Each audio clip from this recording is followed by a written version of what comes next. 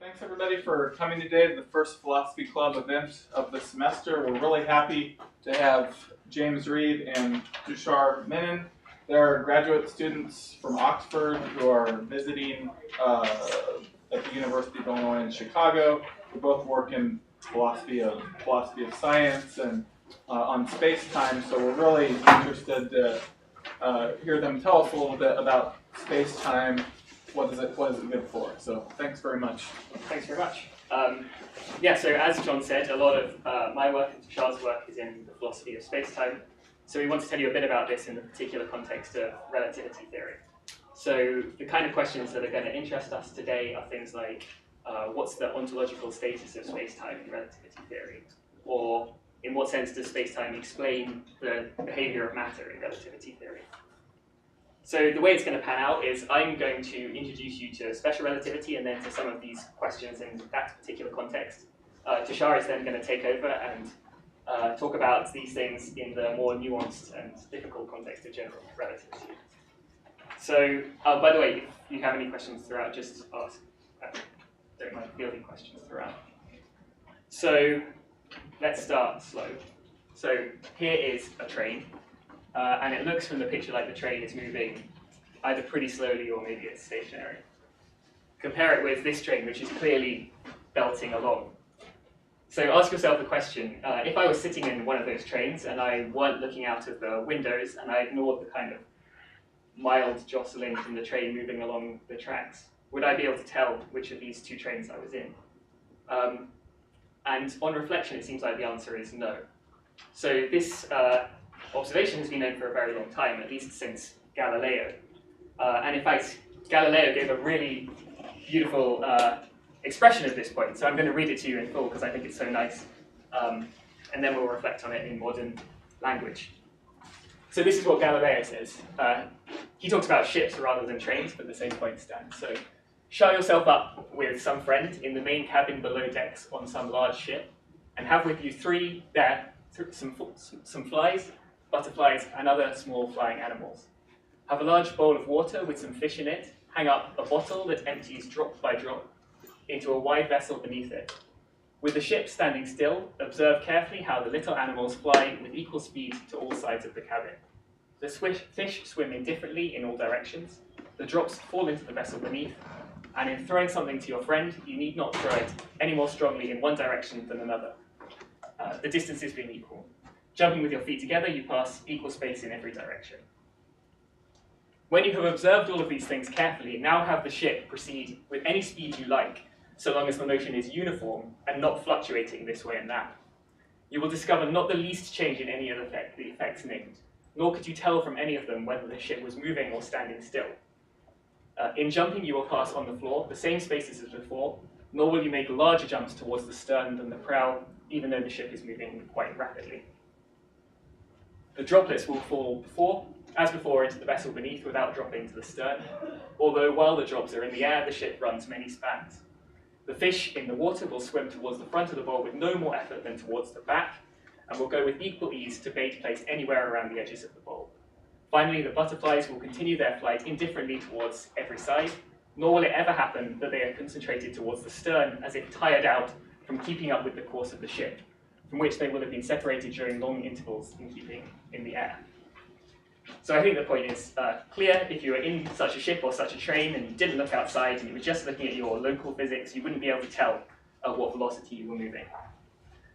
So we can express this in modern nomenclature. So let's call the inertial frames the systems of reference related by uniform velocity shifts. And then we'll say that the relativity principle says that the laws of physics take the same form in all inertial frames of reference. So this is basically just an expression of the point that I've just made. This was known since Galileo, but it's a cornerstone of Newtonian physics, and it's also a cornerstone of relativistic physics, as we'll go on to see. So we'll come back to the relativity principle in a couple of minutes, but now I want to talk briefly about an apparently different topic, which is electromagnetism. So around the end of the 19th century, arguably the third greatest physicist of all time, behind Newton and Einstein, i.e. James Clerk Maxwell, cooked up a theory of electromagnetism, which was a unified theory of electricity and magnetism. The theory is actually super simple, so you could write it in two equations.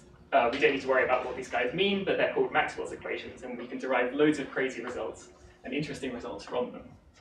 So one of the most striking things that you can derive from this, it takes about a couple of pages maybe of algebra, is that Maxwell's equations tell us that the speed of light is constant. And in physics, it's normal to call this speed c. So it's worth reflecting upon how weird this is. So imagine if I was standing here and Tushar were behind me and he shines a torch past me, then I would see the light traveling at c. But now imagine that I'm on a really fast, say, spaceship and I'm traveling 99% of the velocity of c. Then you might think that because I'm going pretty much the same speed, it would look to me like light is going past me really slowly. That would be like what you would expect from thinking about cars on a highway, for example. But in fact, something different happens with light. Even if I'm going 99% of the speed of light, I would still see the light going past me at c. So the speed of light is the same in every frame of reference. That's, yeah, certainly a crazy thing. So it was only really Einstein in 1905 who just fully took this on board when he wrote down his theory of special relativity. So the special theory of relativity is actually very simple.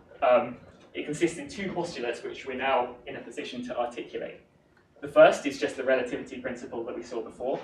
The laws of physics are the same in all inertial frames of reference. And the second is the so-called light postulate. The speed of light takes a fixed value that is independent of the speed of the source. So a lot of special relativity is just really exploring the consequences of these two postulates using pretty much high school maths. Like a lot of it's just Pythagoras' theorem. So I'm going to go through a few of these weird results for you now. So one of the best known special relativistic effects is so-called time dilation. So the motto is that moving clocks tick slower. Time runs slowly, more slowly for moving things. There's an easy way to think about this using a very simple clock, which is called a Langevin clock. So this is a clock which is built out of two mirrors, a top mirror and a bottom mirror. Then imagine that there's a ray of light bouncing between the two mirrors, and imagine that the clock ticks every time it hits the bottom mirror. So it goes something like bounce, tick, bounce, tock, bounce, tick, bounce, tock. So if it was in a stationary frame of reference, that's what it would be doing. Now imagine that the clock is moving uniformly, say to the side. Then you can consider what the light would do if it were moving like that. Think about the light again. It was going to go bounce, tick, bounce, tock. Because light is traveling at the same speed, but now it has a longer distance to travel. It not only needs to go up, but it also needs to go along a bit because the clock's moving. That means that the time between ticks is going to be slower for a moving clock. Now, we illustrated this with a... All right. Yeah, sorry. Yeah, so saying that with the time, the reason why it's moving slower is because it has a longer distance to cover, is that? Right. Oh, all right. Simple as that. And on the assumption that it travels at the same speed as anything. Yeah. Okay, so essentially light travels at a constant speed, but depending on the distance, it might appear faster or slower. Is that what... That's what I'm saying, yeah. All right. That's why the time on the ticks is slower for the moving clock. All right. So you can actually, if you want to work it out, it's really only a few lines on a page. This is the exact formula for how the speed of the moving clock is related to the speed of the stationary clock. We have a factor of velocity here, so if this guy were bigger, then I would have a number smaller than 1 on the bottom, so I would get a number bigger than 1 out the front, and that would tell me that the times of the ticks of the moving clocks, between the ticks on the moving clock, was bigger than the time between the ticks of the stationary clock. So we illustrated this with a very simple light clock, but it generalizes to all clocks. And this is the result known as time dilation. The motto, moving clocks run slow. It's important to be aware of the kind of relativistic aspect here. So if I see the clock moving, it looks like the clock is ticking slower. But now imagine that I'm kind of sitting on top of the clock. Then it would look like the clock is stationary relative to me. And then I would see the clock ticking at its original rate. So what we have to conclude is that time between ticks on a clock is not an objective fact, but it's somehow relative to a frame in special relativity, which is not something that we had in pre-relativistic physics.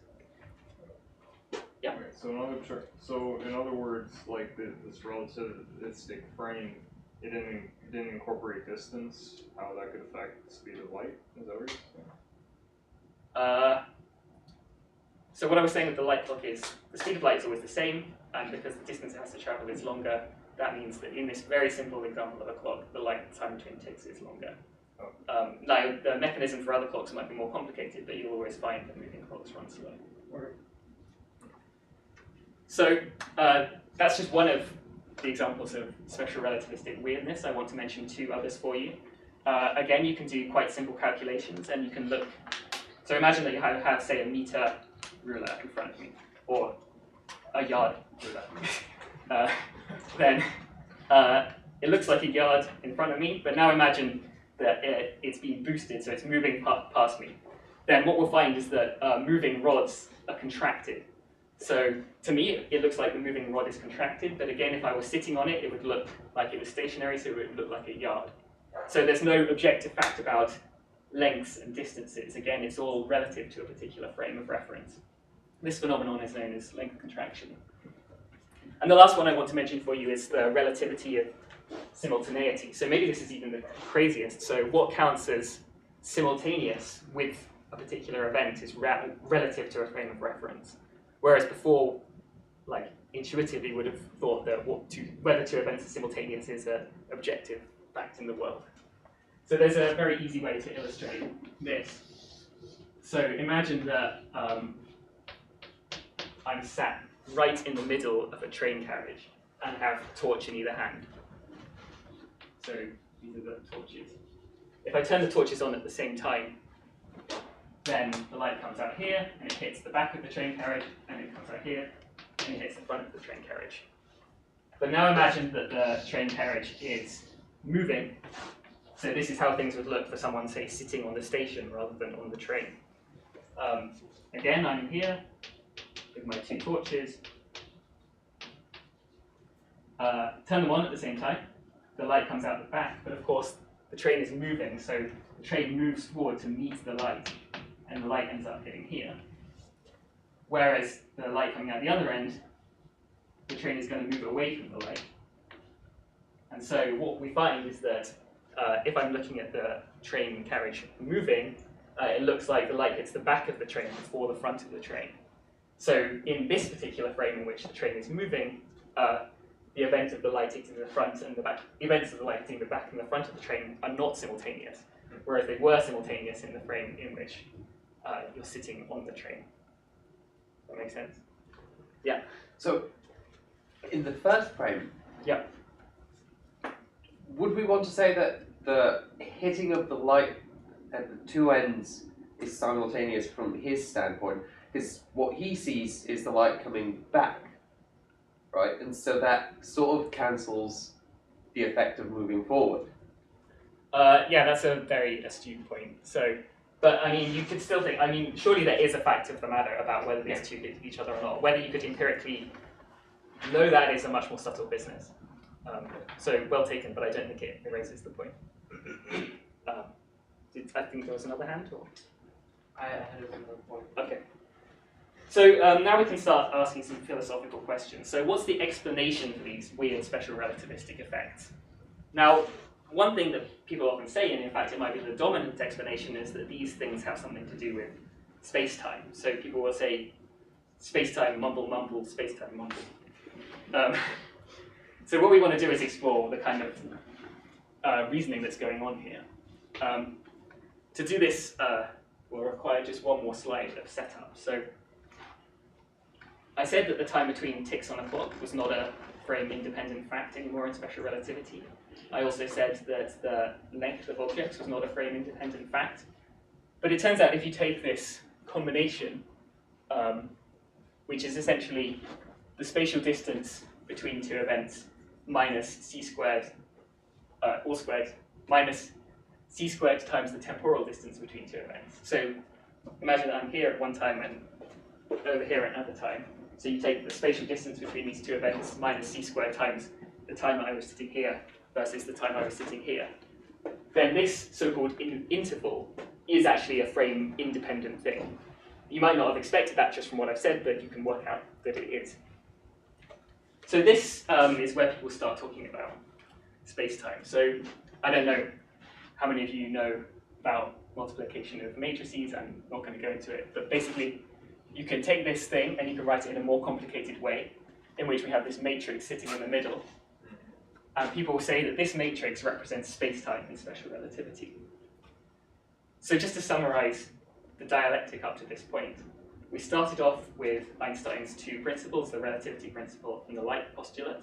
We derived a bunch of strange special relativistic effects like time dilation and length contraction and the relativity of simultaneity. Then we found that there was an interval which was actually frame independent, unlike ticks on a clock or lengths of objects. And then we extracted some mathematical object which is supposed to represent space-time somehow. So this dialectic started off with dynamics really, and it derived something about space-time at the end. So you might be surprised when I say that most people kind of reason in the opposite direction. They say somehow space-time explains the way that stuff moves. So here's a very famous philosopher, Tim Maudlin from NYU, who says something just like this. So he says, if we accept that in a vacuum there is no physical structure except for the structure of space-time itself, then the behavior of light in a vacuum implies that the geometry of space-time alone determines the trajectory of light rays. That is, given any point in the space-time P, the structure of space-time ought to fix where the light emitted from that point will go. If you're confused, you're not alone. So this is another famous philosopher called Harvey Brown, who says it's wholly unclear how this geometrical explanation is supposed to work. So we can summarize the two views of these guys as follows. First, we have what I'm going to call the geometrical approach. This is as advocated by Maudlin. And second, we have with a dynamical approach, which is pretty much what's advocated by Brown. So for Maudlin, special relativistic phenomena are explained by matter being embedded in this so-called Minkowski spacetime. Whereas for Brown, special relativistic phenomena are explained by the dynamics of matter. Now, it should be clear to you at this point that I think that the second option is better. I started off with facts about the dynamics and I derived something about spacetime. It was totally unclear what, if any, causal or explanatory work that alleged spacetime structure was doing. But it's worth flagging that this is, for whatever reason, the minority view. I guess people have the idea that stuff sits in space-time and somehow it constrains the way that it moves, but seems to me like metaphysical fluff. But it will be worth talking about. I'm really confused right now. Okay. Okay, so essentially, space-time is essentially the physical shape of reality. Is that what we're saying? Or? No? No, so the question is, why do we have effects like time dilation and length contraction? Okay. And some people say it's to do with space-time. Right. Others say, no, we start off with those effects, they follow from Einstein's two postulates, and we derive something about space-time, starting off with those effects. So I guess it's a question of the arrow of explanation, whether you think that dynamics come first and you derive facts about space-time, or whether you think space-time comes first and you derive facts about dynamics. The former view is the view advocated by Maudlin, and the latter view is the view advocated by Brown. Okay. So Tushar is going to go over this a lot more, and we can certainly discuss it a lot more as well. In fact, I just have one more point to make on my section. So, Brown not only says that the dynamics of matter is prior to facts about space-time, but he in fact embraces a stronger ontological thesis. He's kind of a modern strand of what you would call a relationist about space-time, someone who thinks that facts about space-time are reducible to something else. He says the appropriate structure is Minkowski geometry in special relativity, precisely because of the laws of physics. So you start off with the laws of physics and you derive facts about Minkowski space-time structure, but there's nothing ontologically privileged about that guy. Whereas Maudlin is going to want to say space-time is something out there in the world and is somehow causing us to observe these special relativistic effects. Great, so that's all I wanted to say in the context of special relativity. Tushar is going to go over these things again, so hopefully things will become increasingly clear. If you do have any questions, do you mind fielding a question for just a second? I need to get my cheat sheet, which I left in the office. No problem. Sorry. Yeah. So if we can describe it using that formula that you just mentioned, doesn't that imply that if there's something out there that we can observe and describe using a formula, is that enough to justify its existence? So you're thinking of this interval formula up here. Yeah. So I mean, this is just facts about the distances and times between events. Like it seems to be, first of all, a step to read off ontology from that. It doesn't seem to be mandated that you read off this particular mathematical structure as being something out there in the world. And second of all, it doesn't seem to be necessary to read off any kind of explanatory role. Like, at least there's a story to be told about how this guy is or there needs to be more needs to be done to explain how this guy is causing us to observe special relativistic effects. It's explaining special relativistic effects. And I guess those are the two things that Brown would dispute. Perhaps, does that answer your question or not? I don't think it addresses. So can you repeat the question? It's like, so if we're, like for example, like gravity, right? There's a formula for how gravity works on Earth, right? And like the speed at which it goes. So we're able to make a formula for an observation that's occurring on Earth. So if this is a formula for how you can relate to events, isn't that enough to say that there is something that we're describing, so therefore it exists? So, I mean, you start off with formulae for describing, I don't know, the behavior of special relativistic rods. And you do that for maybe rods made out of loads of different types of matter. And then we end up boiling this interval out to something which is kind of universal across all of those laws. So I agree that in the initial laws, like maybe the laws saying there's electrons in the world that behave such and such, so we should believe that electrons exist. But what Brown says is that this guy, this Minkowski metric field, is just a codification of the universal behavior of the dynamics of matter. So he would agree with you regarding the initial dynamical laws, but he wouldn't think that there's anything special about this guy, which is just meant to be here. So it's like a description. Yeah, exactly. Yeah. Cool. So, yeah, over to Tushar in general relativity. Thanks, James. And actually, this does set it up sort of quite well for the sorts of things that I wanted to talk about. So, in terms of kind of weird consequences of relativity, you can't really beat general relativity. I mean, special relativity is kind of a warm-up. But I'm not going to go into any of those. Largely because I think if you haven't come across relativity before, special relativity is kind of enough. But it does, the reason that it's interesting to think about general relativity is because it's our best theory of gravitation, and it's also ostensibly our best theory of space-time, in scare quotes, whatever that thing might be.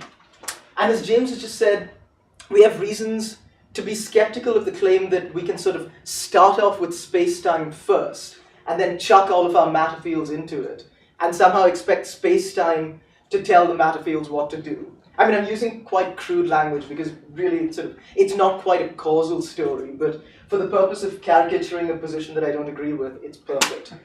But to be serious, I'm going to give the geometrical approach possibly a bit more credit. There's a lot more going for the geometrical approach in general relativity, and we'll see exactly why that is as we continue.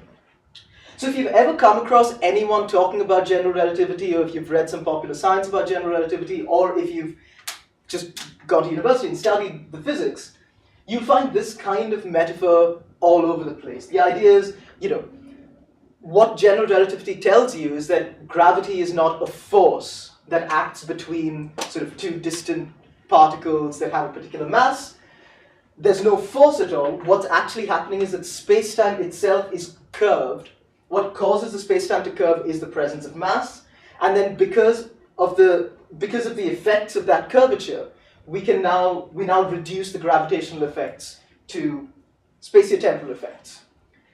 And in light of the kind of stuff that James was talking about, you might be skeptical of that. If space-time in special relativity doesn't obviously tell you why matter fields behave in a particular way, it seems like more of the same kind of problem to think that in general relativity, space-time will tell matter what to do. So that might seem kind of obvious, but there's still a lot to be filled in over there. I think I want to frame my section of this talk by sort of coming back to this picture at the end, with the hope that by the time we're finished, we'll see really what's wrong with this picture. Because it's quite a compelling way, I think, to think about the world.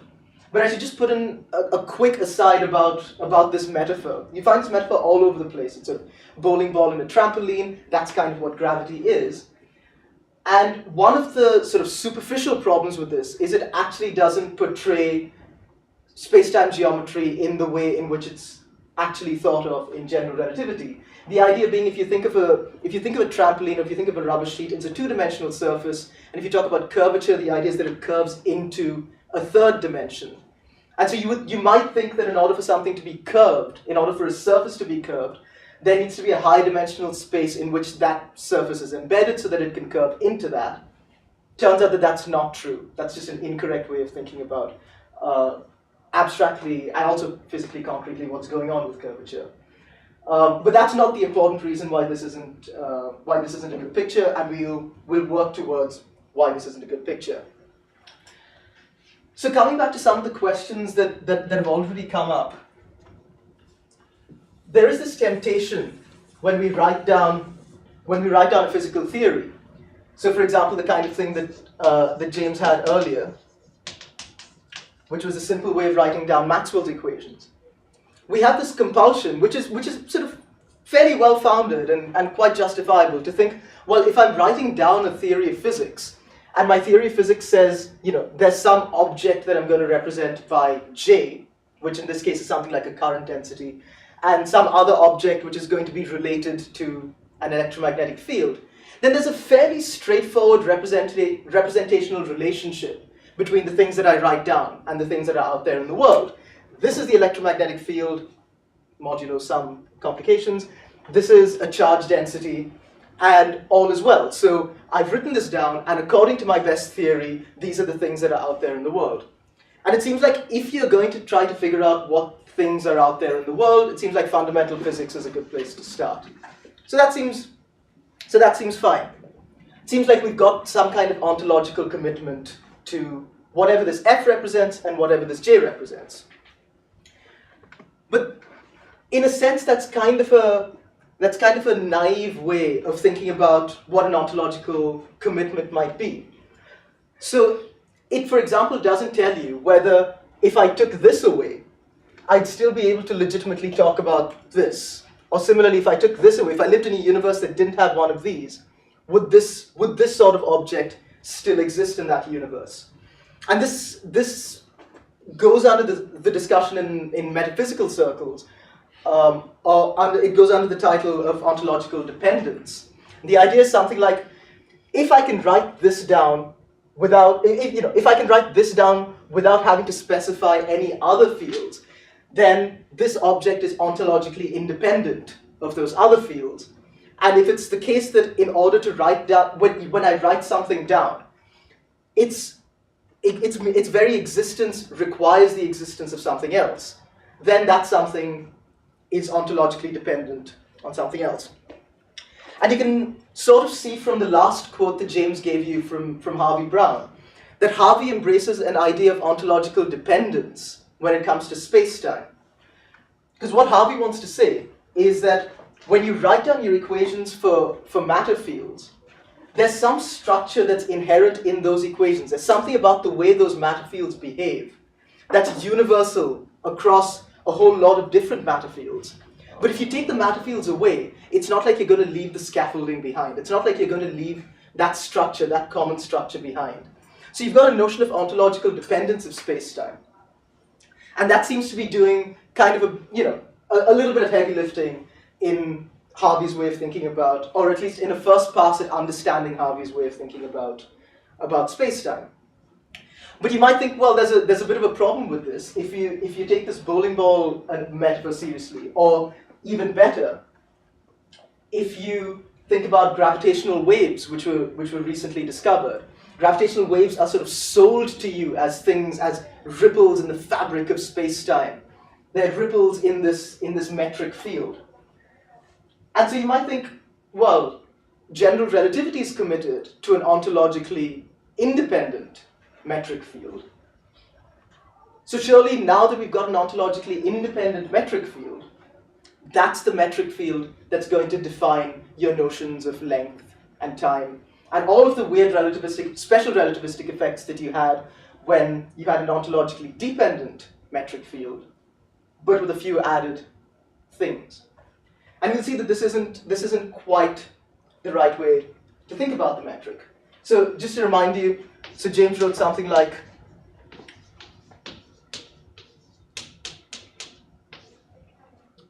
I'm running out of I didn't think this through. But anyway, X, Y, Z, T. Right? Sorry? Deltas and C's and yeah. It looks something like this, right? With zeros elsewhere. And so the idea was, well, we've got some facts about how dynamical fields behave, and we can write it in a particularly perspicuous way. We can write down the invariant interval, and then just point to a thing on the board and say, that thing in our theory is the thing that represents spacetime.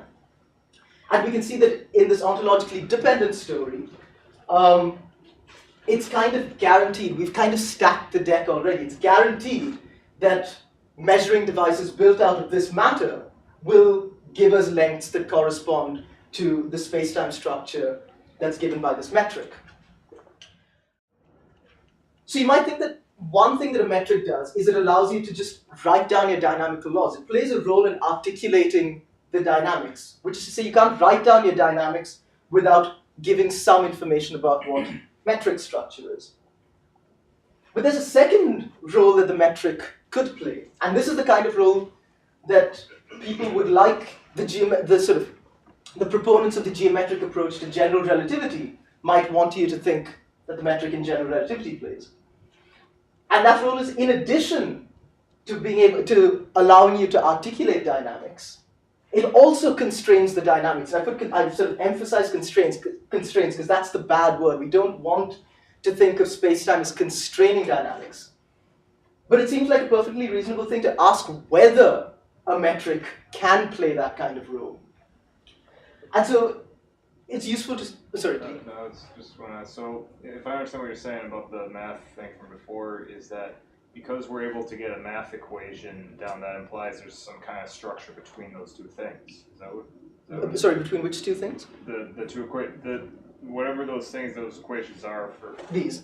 Yeah, or that one up there. Oh, yeah, okay. There's some kind of underlying structure. We don't know what it is, but there is some kind of That's right. That's right. There's some kind of underlying structure, but it's unclear when we just write this down whether that underlying structure is ontologically independent or ontologically dependent on the things that we write down. So the point that I was trying to make was, so for example, it seems perfectly reasonable for us to be able to write something. I mean, I can tell you it is perfectly reasonable for us to write down something like this, right? So we can say that at least in the context of articulating something about the relationship between F and J, F is ontologically independent of J, whatever those things are. Ontologically, what does that mean? It means that if J doesn't exist, F can still continue to exist.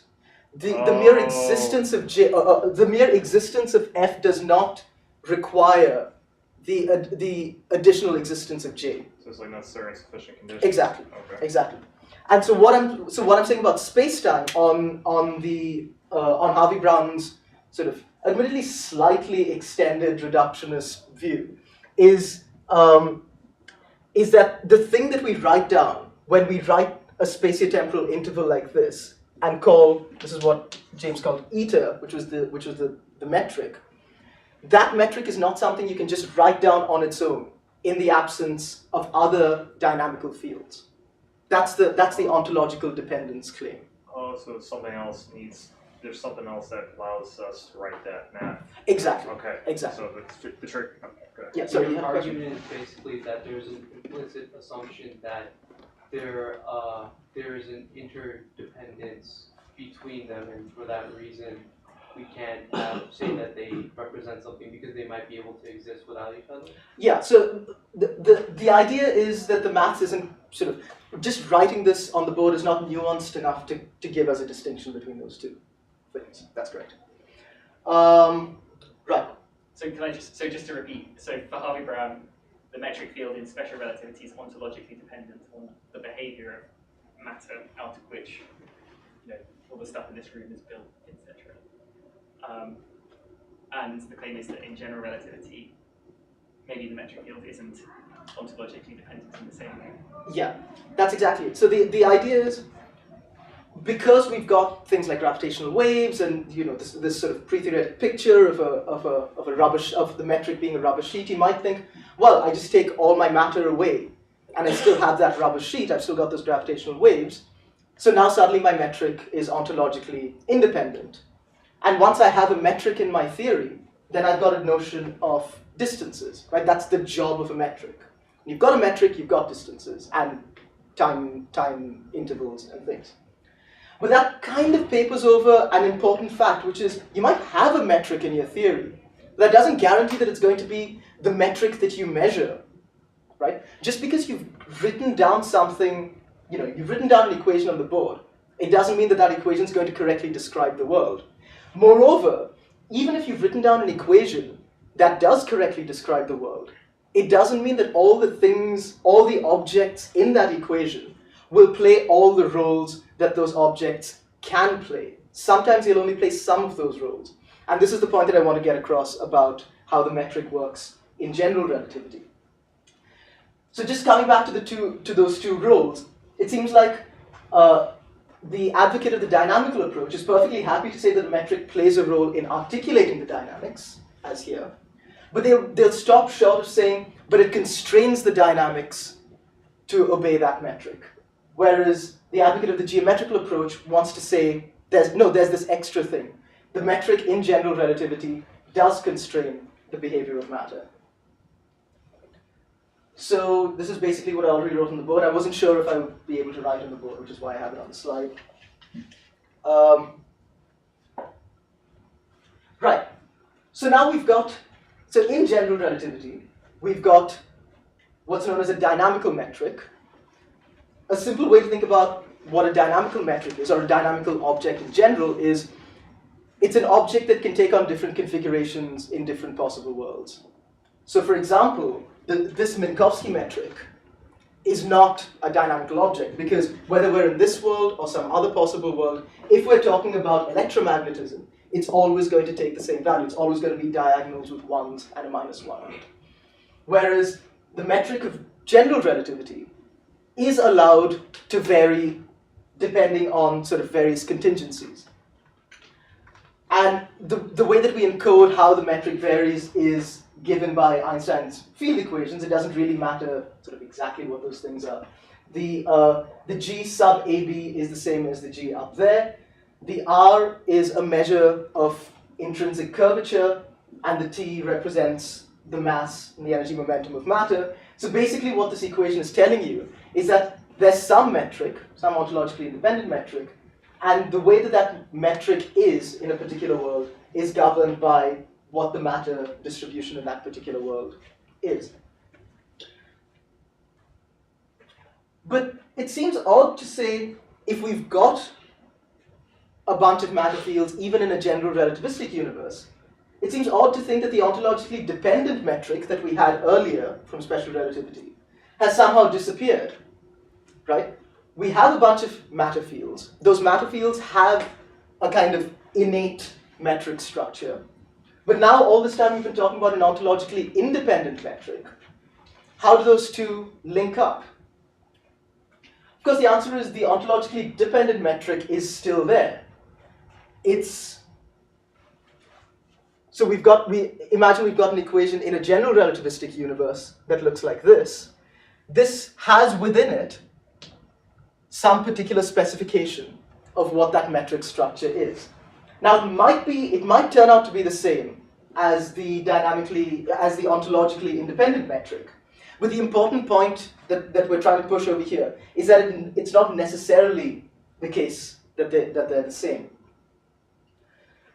So this is just to reiterate what I said earlier. Just because you have a metric in your theory, it doesn't mean that it's going to do all the things that a metric does. And specifically, it doesn't mean that it's going to be the metric that's surveyed by rods and clocks. By surveyed by rods and clocks, what I mean is that it's not going to be that metric that defines your notions of length and distance and time. What is going to determine your notions of distance and time hang on, let me go back, is going to be this metric. It's always going to be the ontologically dependent metric of your matter fields.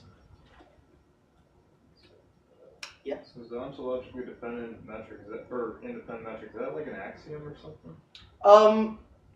Yeah, I mean, it's a postulate of general relativity that there exists this field that has these properties. That's right. So we got general relativity, which we derive to get that metric right there, and then we derive other things from that metric? Yeah, so general relativity tells us that we've got this metric, Okay. and this metric obeys some equations. Separately, we've got within, on some other matter theory, we've got some dynamical equations, and those dynamical equations might include references to this metric, right? This metric might still play some role in articulating those dynamics, but it doesn't, just because it plays a role in articulating those dynamics, it doesn't mean that the ontologically dependent metric of those dynamics is going to be the same as this. Oh, so in other words, it may not necessarily line up. It might seem similar, but Yeah. may not have anything to do with this. It might have nothing to do with this. Right. It might have something to do with this in special circumstances, or something like that. But the idea is, if it has something, if these two things happen to coincide, that's all it is. It's happenstance. It's not guaranteed by either the matter fields or the form of the Einstein field equations. And so at the end of the day, these are just equations to describe the universe, pretty much. Yeah. Right? And we're just wondering, so this one seems like to be a pretty accurate equation, and we can see similarities in other dynamic equations that describe the universe, Yeah. but they may not have anything to do with They it. might not line up. So they That's might right. be similar, but not the same thing. Yeah. Is that Yeah, okay. the object that's picked out by things that look similar might not be the same object. Okay. The same mathematical object. That's right. That's exactly right.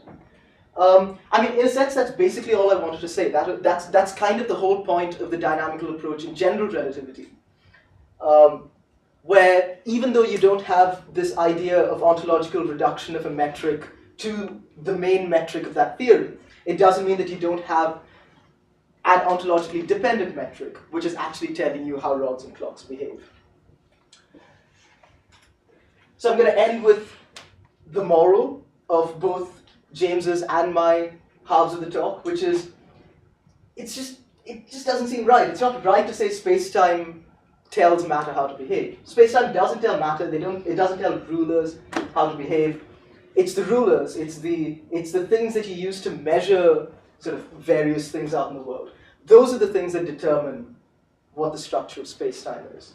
And so now I'm just going to finish by coming back to the picture that I started with, and say, well, now it should be sort of fairly clear what's wrong with thinking about the world, with thinking about the world of general relativity like this.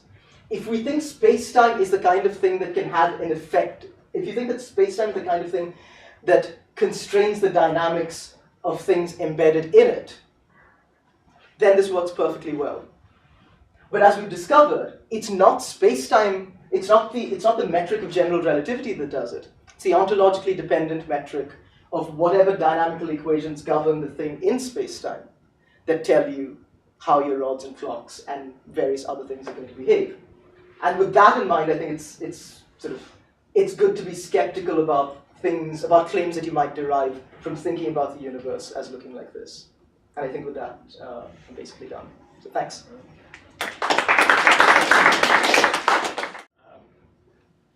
We're delighted to field your questions. And Yeah. Got lots more to say. Okay, so this has kind of the flavour of discussions in the philosophy of science about realism. So where do you guys stand on the old problem of, does science tell us that electrons exist? Do you want to go first? So I fall on the realist side, but with caveats, as any good philosopher. So I would say that I would be a realist about anything that I need to articulate my theories of physics. So in electromagnetism, I need this F field to describe the way that we observe electric and magnetic phenomena. But I don't need, it turns out, at least in the special relativistic context, a metric field. So I guess I'm kind of a restricted realist. I'm a realist about what I actually need to do physics. Okay, so in this case, we would prefer to avoid the old tenet of take the least amount of axioms, if you will, to explain what you want to say. Where in this case, that maybe would, correct me if I'm wrong, maybe that would include taking the Minkowski spacetime as a postulate and then deriving however many, physical relationships that we want. Why would we avoid that in this case? It kind of depends on what you want to do with your theory, right? The Minkowski metric is incredibly useful, but so we don't want to get rid of the Minkowski metric in our formulations of special relativity on practical grounds, right? If we say that it's a postulate of special relativity that spacetime is Minkowskian, and that's completely true, in addition to being really useful. But of course, the equivocation is then on sort of what you mean by spacetime.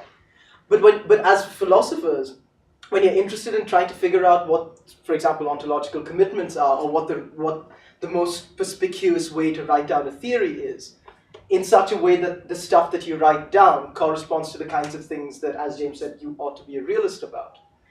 In those cases, in special relativity, it seems preferable to be a so-called eliminativist about the Minkowski metric. Say that it's just a useful piece of sort of codificatory mathematics, but I'm not going to endow it with a kind of metaphysical oomph that I might be otherwise tempted to.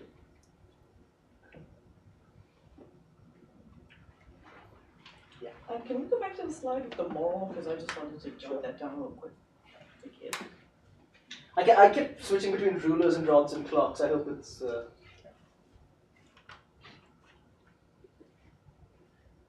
So one way to think about metric fields, which maybe we should have mentioned, is, you can imagine a map, but take the grid lines off. Then you don't have a notion of distances or angles between any 2 points on your map. You can basically imagine your metric fields to be the grid lines. And then I guess Tushar's point in general relativity is there's this object G which could give you grid lines, but there's no guarantee that the distances that you read off with your physical rods and clocks actually align with the distances as given by that other object. Yeah, that's good.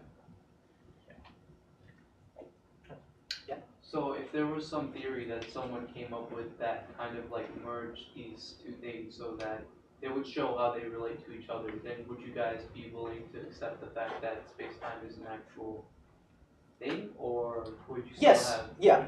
Basically, so what the dynamical approach is a call for either a story that does exactly that, or in the absence of that story, for people to kind of be aware that that story needs to be told. That's, yeah. If there was a compelling version of that story, it would be completely compatible with the dynamical approach, because the dynamical approach doesn't make any claims about the relationship between the two of them. It's sort of agnostic. All it's saying is there needs to be some story. That's, yes. So would you say that, so you're saying that space-time does not curve around objects? Well, no. So that's not quite right, because so I slightly avoided talking about the thing that I want to call space-time. Okay. But it seems reasonable. So this is not something that's in Brown's work, for example. But this seems like a sort of a quite natural extension, and this is the kind of thing that the philosopher Eleanor Knox talks about. When she talks about space-time, that what she has in mind is the structure that corresponds to what I kept calling the ontologically dependent metric. Yeah. And that ontologically dependent metric could curve as well. It could curve. It could have some really, really weird specific, it could be specified in a really, really weird way.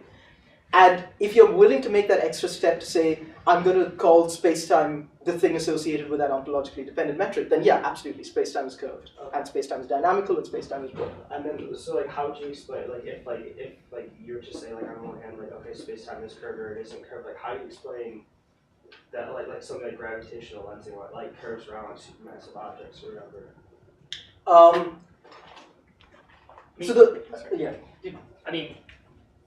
So we're all agreed that there's an object, what Tushar was calling the ontologically independent metric of general relativity, this object G, which looks mathematically like a metric field and which curves. So there's, I guess the question is, when should we call that space-time? Oh. And it seems like a good answer, or at least the answer that someone like Eleanor would want to give, is only when it's read off by actual physical rods and clocks. Essentially, when this guy, the ontologically independent one, coincides with the ontologically dependent. Maybe that doesn't answer your question, but I think maybe that's. But can I just add a little to what James just said? So you're talking about gravitational lensing, but what is it that happens in gravitational lensing? You've got some light source behind a large object, and the sort of the rays go in that direction and they get bent back in, right? The story about what's happening is still a story about light, right? And so when we want to speak about sort of what's going on over there, we need things like this, things like Maxwell's equations, but in curved space-time. And it's not the case that what I was calling the ontologically independent field has nothing to do with that. In fact, it's a central component of those equations, right? So you have this large massive body, and that large massive body does affect the ontologically independent field by Einstein's field equation. That ontologically independent field does affect Maxwell's equations, but that final step to say, well, the sort of, as James was saying, the grid associated with the ontologically independent field is the same as the grid associated with the ontologically dependent field. That's the thing that we want to avoid saying. But we still have it's still completely consistent, a perfectly cogent story about what's really going on out there in the universe. We're realists about the ontologically independent field. We're slightly squeamish about sort of commitments to being realists about the ontologically dependent metric.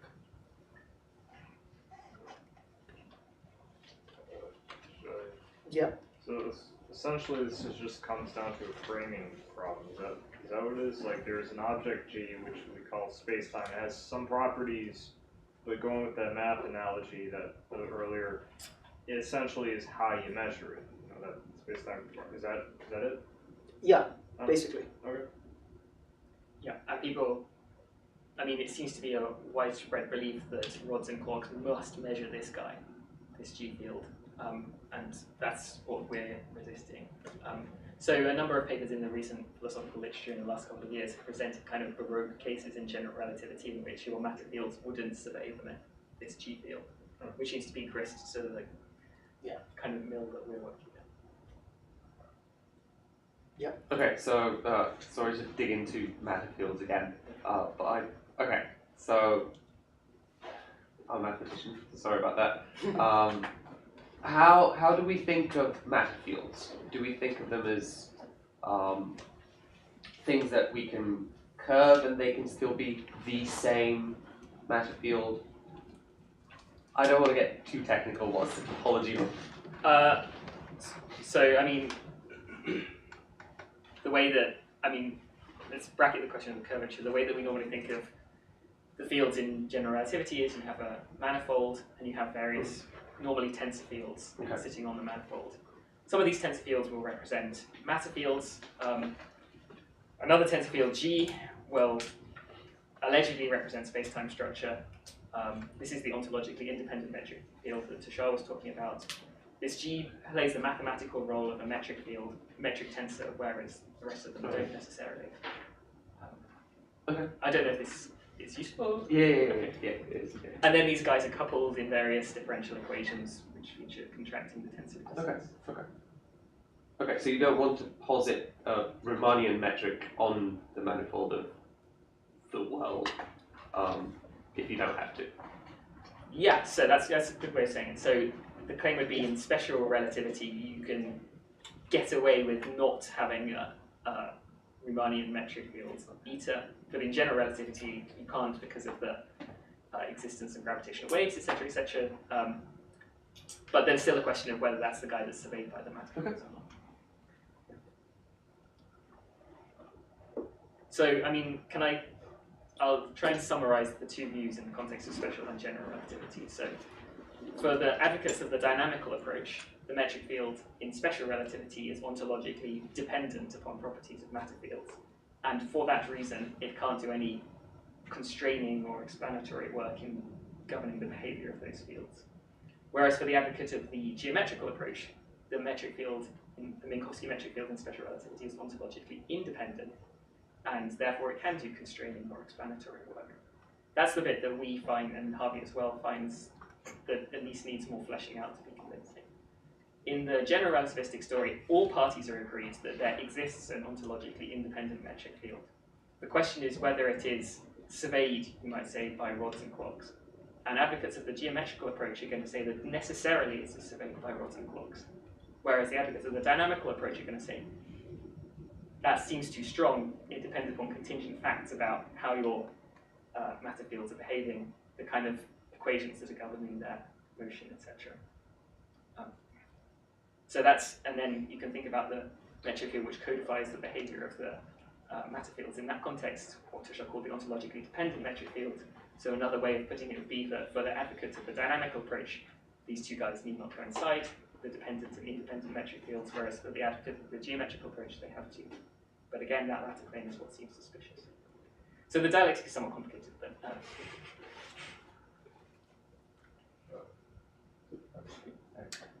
yeah, sorry, you have had a question. With these different, like geometrical versus the dynamical approach, do either one of them give a different idea of how time emerges, or like the arrow of time at all? Short answer is no. Okay. The thing is, they're both sort of claims about things like the emergence of the arrow of time are claims that would presumably be made by physical theories themselves, or something that you might add to a physical theory. You might augment a physical theory in some way. So when you think about, for example, we think of the arrow of time as being having something to do with entropy, to measure of disorder or whatever. You might think, well, the arrow of time that's defined by that is the arrow that corresponds to is the time direction that corresponds to the increase of entropy.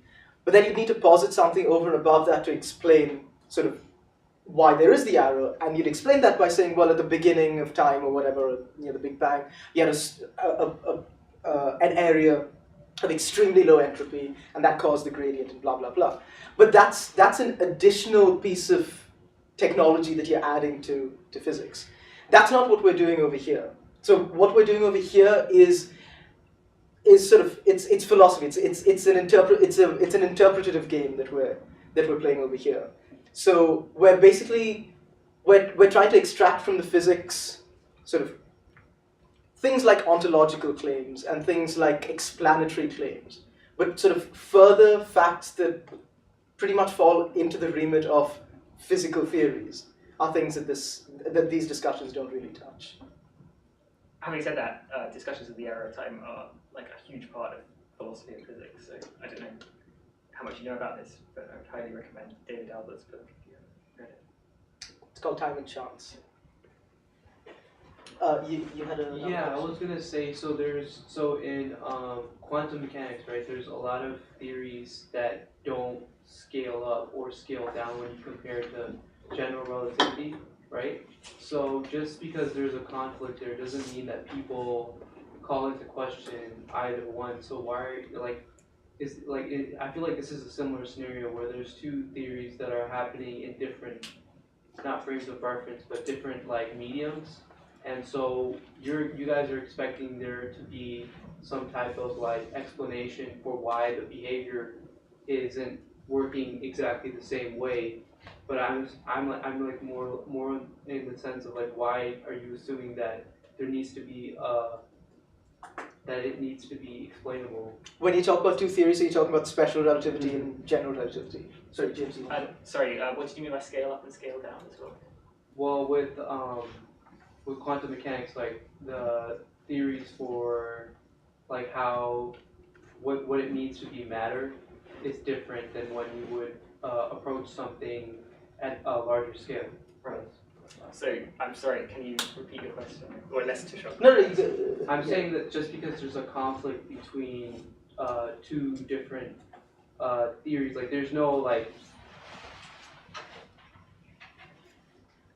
So, I mean, I don't think we're really saying there's a conflict. I guess it's like you look at a particular theory, whether it be special relativity or general relativity or something else, and you try and work out what you should read off as being the ontology of the world from that theory, assuming that it were a complete story, or bracketing questions about other theories. So we can look at special relativity and we're like, oh, we shouldn't think that the metric field is something actually out there. General relativity should, but it's still a question of whether it's vague. So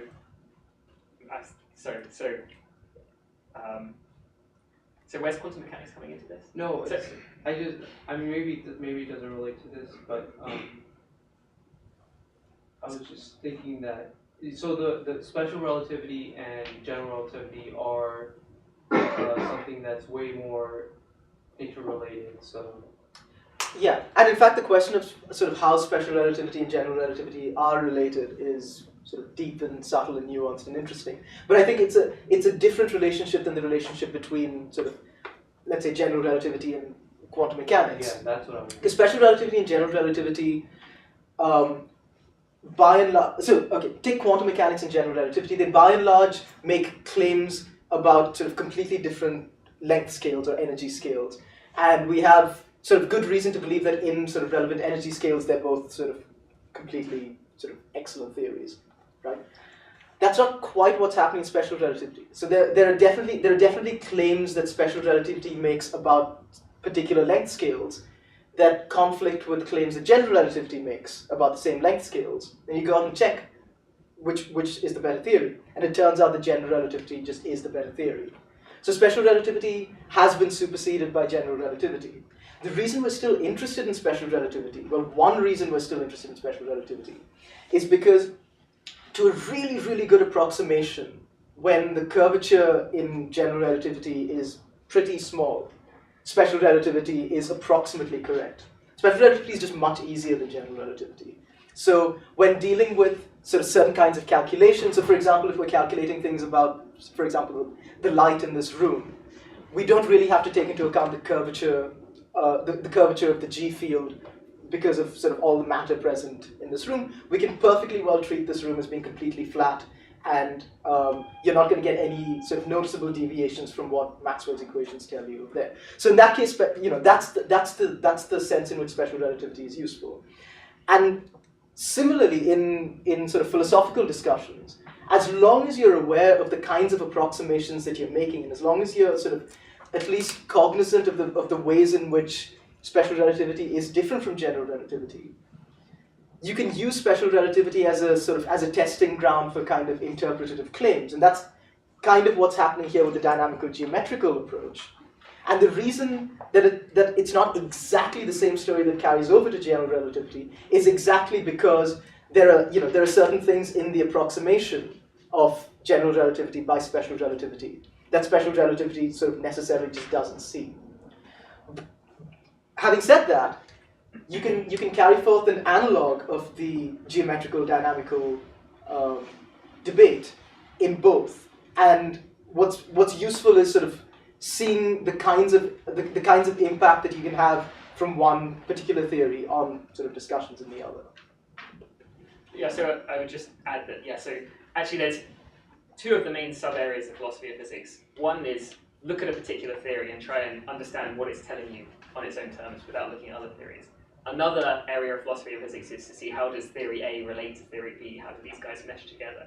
Often this latter project is more technical rather than metaphysical, but I think that they're both valid sub-disciplines of philosophy of physics.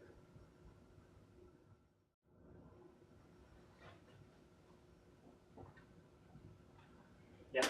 I have a less conceptual question for the both of you to answer. Just out of curiosity, what currently interests you most about your work? Ooh, this is fun. Do you want to go first? I think challenging accepted dogmas.